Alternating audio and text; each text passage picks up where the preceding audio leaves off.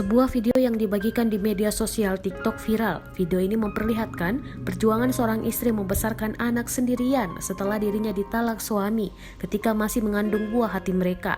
Dalam video yang dibagikan itu memperlihatkan perempuan ini sangat gigih menjalani hidup tanpa ada sosok suami meski anaknya masih sangat kecil. Hal demikian dirasakan oleh salah satu pengguna TikTok, menyebut dirinya ditinggalkan suami dalam keadaan mengandung. Postingan ini diunggah oleh pengguna TikTok Enfatins pada Rabu 21 Oktober 2020. Pengalaman pahit yang mendewasakan, tulisnya dalam postingan TikTok itu.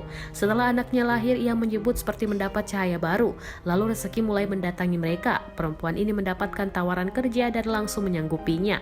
Segenap kesulitan hidup dihadapi meski harus menyewa kamar kecil untuk mereka. Meskipun sempat mengalami hidup yang sulit, perempuan ini menyebut yang dilaluinya tetap ada makna. Ia juga menerangkan saat ini lebih bahagia dan membuat hidupnya lebih matang dengan berbagai cobaan yang ia hadapi.